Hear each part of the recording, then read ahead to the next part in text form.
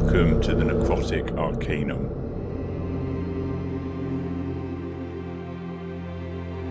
As soon as Warhammer the Old World launched, I knew I wanted to collect a Vampire Count's army. To command this dark legion of undead minions and creatures of the night, I set out to resurrect the 6th edition Necrarch bloodline. In order to create the iconic Necrarch Vampires, I have had to get creative using kit bashing and sculpting. I have added a cheesecloth cowl and replaced the reins with a small chain. This tutorial will cover the Grimdark painting techniques I have applied, focusing on key parts of the miniature, like the sickly vampiric flesh and filth-ridden rusted armour of the black steed. Once the miniature is primed black, I start with adding some base layers using the airbrush. The first pass is picking out all of the bone aspects across the model. Here I am applying the first layers of bone using Citadel Xandri dust, followed by more cast bone. I am also applying the same base colour to the parchments within the spellbook.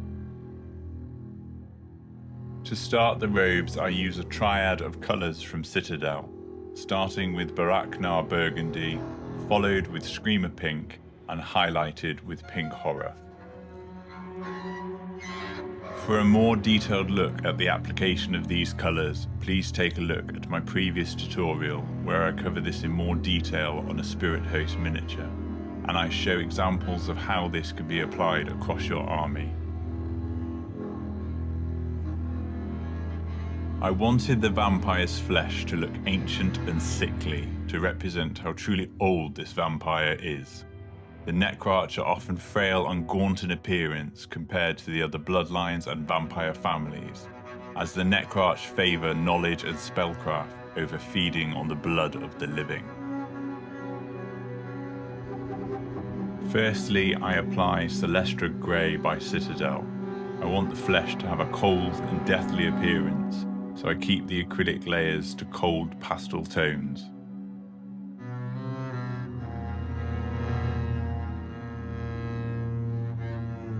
Focusing on the lightest parts of the skin where the light would catch, I add a highlight layer using deepkin flesh. I pay particular attention to the pronounced parts of the face, arms, legs and feet.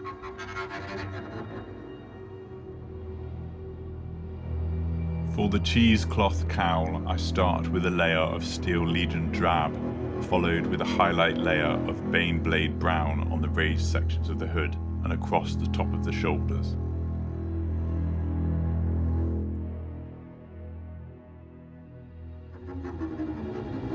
On the steed's caparison, I apply a layer of Abaddon black to tidy up any overspray that's occurred from the previous step.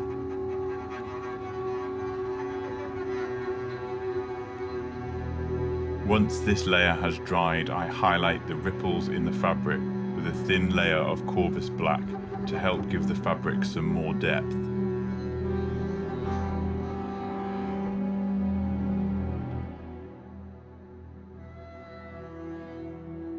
Before moving away from the airbrush, I just quickly go back to the robes and flag attached to the backpack to reinforce the colours. I want these to be as bright as possible, and I want the airbrush to do as much of the work. These areas will be muted down during the application of enamels in later steps, so it is better to oversaturate them during these stages.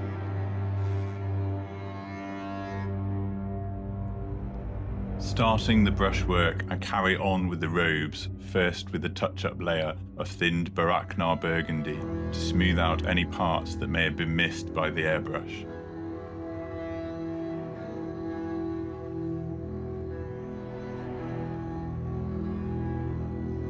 To pick out the raised edges, I now use Screamer Pink, focusing this colour on the highest points and the folds around the sleeves and the tears in the cloth.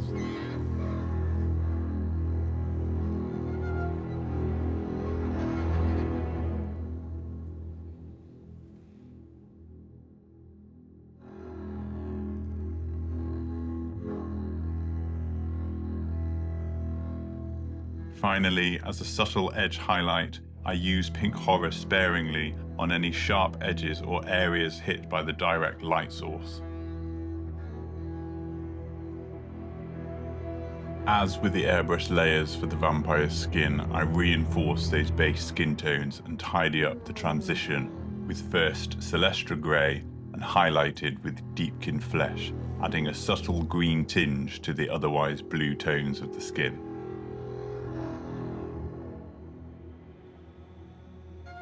To push the flesh highlights, I gradually mix in a little pallid witch flesh to both the skin colours and apply to the prominent features around the face, like the nose, eyebrows, cheekbones and the top of the lips.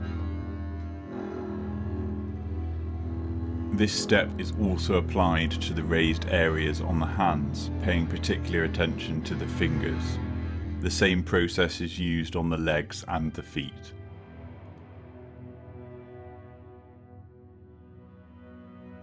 With the acrylic skin layers fully dried, I move to get the first enamel flesh pass applied.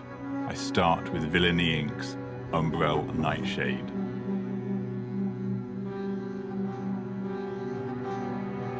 This enamel has the perfect tone for vampiric flesh. I found the product exceptionally fluid and easy to push around with your brush into all the recesses of the skin. I didn't thin this first pass with any mineral spirits, as I wanted the blue tones to push the cold values to achieve the desired necrotic flesh.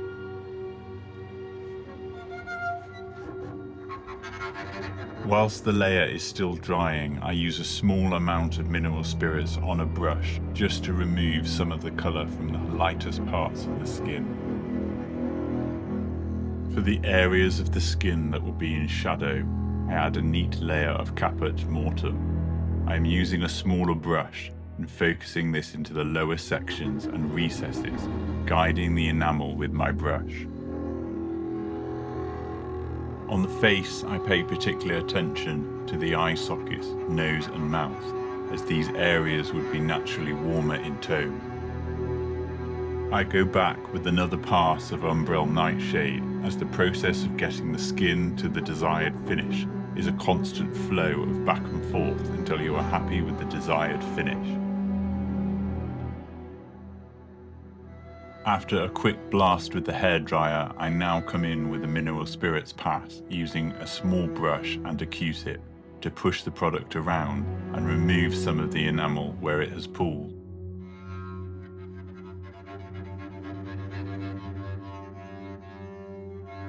Again, leaving adequate time to dry, I then apply a layer of satin varnish to all of the flesh areas to lock in place the applications I am happy with. The satin varnish gives the skin some much needed surface variation, which helps distinguish its properties from the surrounding fabrics.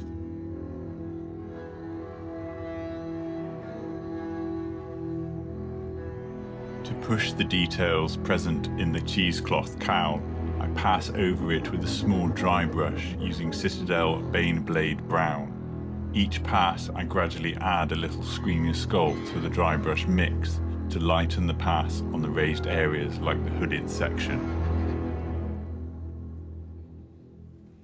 I'm now adding Villainy Ink's Goon's Grime liberally across the cowl, as I want the enamel to gather in all the pits and tears of the fabric, creating a dirty, decomposed appearance. I am also adding a pass of Goon's Grime to the steed's caparison, but I have added an equal mix of decrepit filth to keep the tone black. Once dried, I go in with a Q-tip and mineral spirits, removing the enamel from the raised folds, leaving behind the grime in the recessed areas of the fabric. On the vampire's robes and flag, I add a 50-50 thinned application of decrepit filth to the recesses. I then go in quickly with a removal pass. To distinguish the parchments and spellbooks from the bones and skulls, I add blighted bone ochre in a neat application.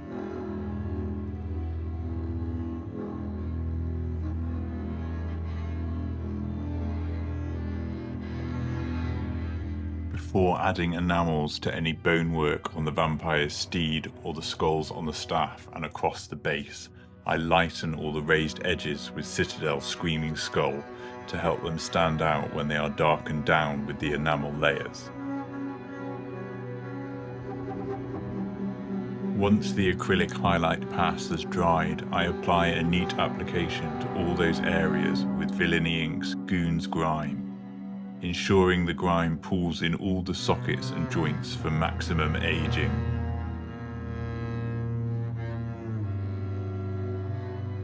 After a blast from the hairdryer across the miniature, I come in with a Q-tip dampened with mineral spirits to remove the grime from the raised edges, paying particular attention to exposing all of the Screaming Skull highlights from the previous step.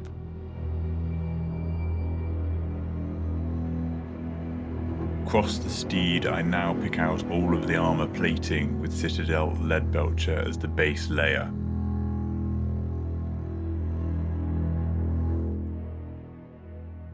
I am also picking out all of the iron details on the base with the same metallic. I apply Leadbelcher to the details at the top and bottom of the vampire's staff. On the trims of the steed's barding, I add a coat of Warplock bronze to add some variation.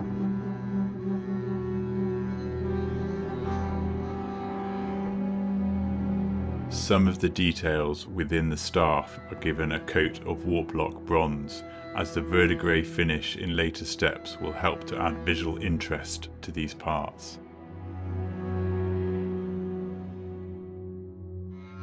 For the staff's handle, I add a coat of Dryad bark, and to the leather wraps, I use Scrag brown.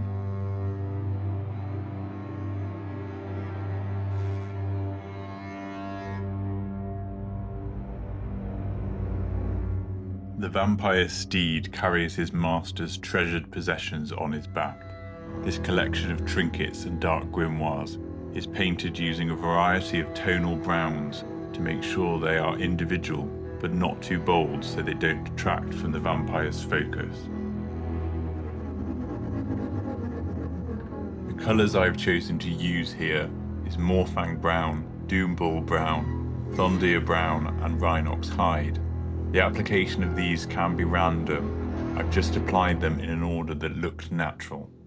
To add highlights to the edges of the books and other areas, I have gradually added a small amount of pallid witch flesh to each of the brown tones on my wet palette, and focused the lighter shades of each colour across the raised areas. For the timber support that stretches across the steed's back, I have used Rhinox hide for the base. After this dries, I have gradually mixed in some Steel Legion drab and separately mixed some Baneblade brown into the Rhinox hide, and with a small brush followed the direction of the timber to create a wooden grain effect. To the backpack, I use Thondir brown base and mix in the same lighter colours as the previous step to create a wood grain. The ropes around the books and backpack tying it all together are painted with a base of Steel Legion drab and highlighted with Baneblade brown. Now to add some rust to the currently very shiny metallics. Due to the nature of this ancient vampire, I wanted the metallics to reflect the age of the vampire, so I've chosen for a heavy rusted effect and aging to all the metallic. The first rush product I apply is Villainy Ink's Ex Machina.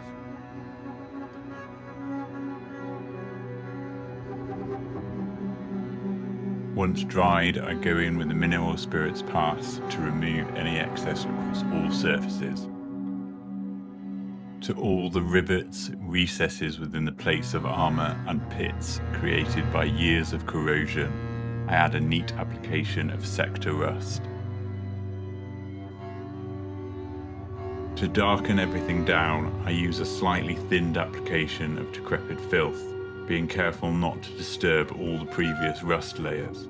This application adds some variation to the orange and brown tones on the armour. I have also applied Decrepit Filth to all the bronze metallics to dull these down.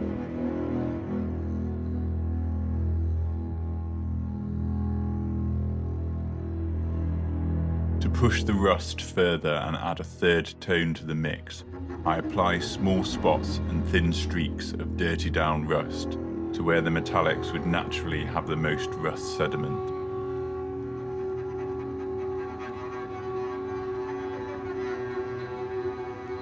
Now to all the bronze areas I add a watered down glaze of dirty down verdigris. Once this layer dried, I then added a spot application of neat verdigris around the rivets.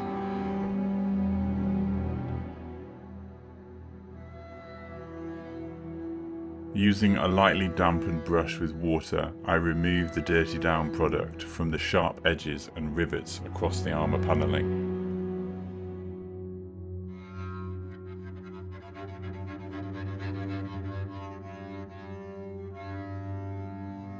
For the steed's hooves, I add streaks of Rhinox hide and Thondia brown in random strokes in a downward direction.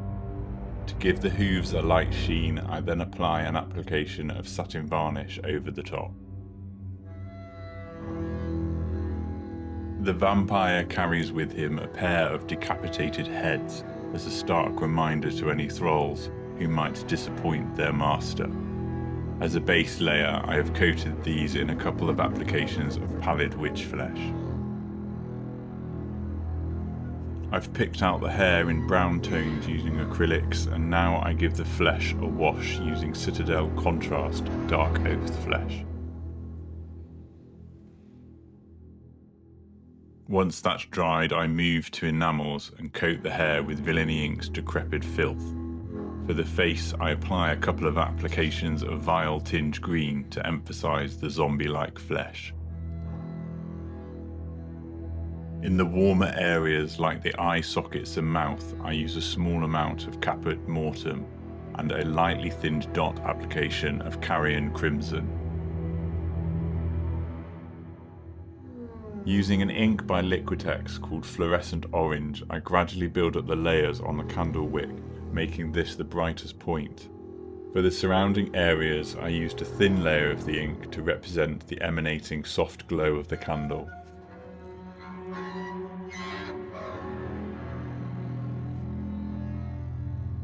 I like to give my vampires glowing eyes, as it contrasts well against the grimdark flesh tones, so I first apply Liquitex Muted Pink around the eye sockets. For the pupils, I use a small dot of Vallejo Fluorescent Magenta.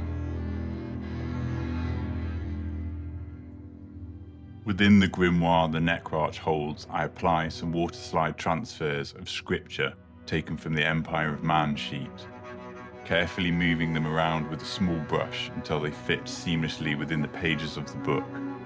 Once the water has evaporated, I add some matte varnish to seal them down and take away the sheen. When the varnish is fully dried, I blend the scripture into the pages with a thinned application of Villainy Ink's Decay of Death to make the grimoire look as ancient as the foul magic contained within.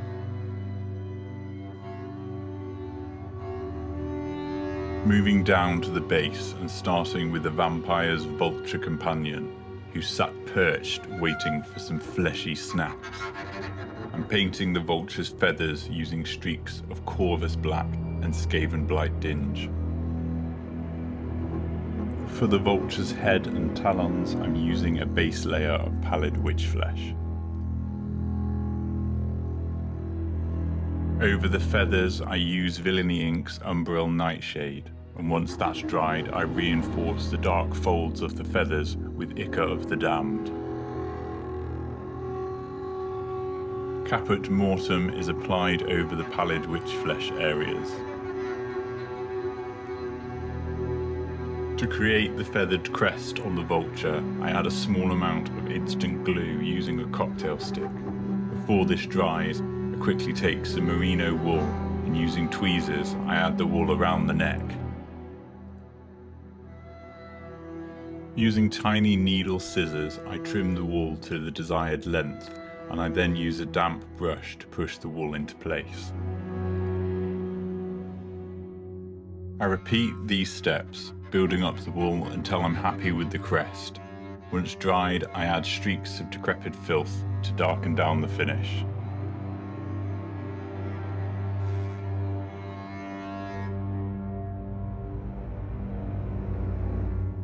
finish off the base, I add volcanic earth from AK Interactive.